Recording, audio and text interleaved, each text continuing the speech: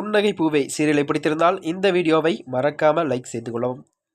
Sun தொலைக்காட்சியின் புன்னகை பூவே சீரியலில் நடிகை மாற்றமா? இனி இவர்தான் நடிகை என்று கூறப்படுகிறது. வாங்க வீடியோவை முழுமையாக காண்க. சீரியலுக்கு பெயர் போன தொலைக்காட்சி என்றாலே அது சன் டிவி தான். குடும்பங்கள் கொண்டாடும் வகையில் இளைஞர்கள் கவரும் வண்ணமும் வித்தியாசமான கதைக்களத்தை கொண்ட தொடர்கதையாக ஒளிபரப்பாகி வருகிறது. அந்த நிலையில்தான் காலை 10 மணி முதல் இரவு 10 மணி வரை ஏகப்பட்ட தொடர்களை ஒளிபரப்பும் சன் டிவி கடந்த வருடம் நிறைய தொடர்களை முடிவுக்கு கொண்டு வந்துள்ளதாம். அந்த வேகத்தில் தான் நிறைய தொடர்களை களமிறக்கிறோம் என்று கூறப்படுகிறது. அப்படி கடந்த வருடம் ஆகஸ்ட் மாதம் தொடங்கப்பட்ட தொடர்தான் புன்னகை பூவே.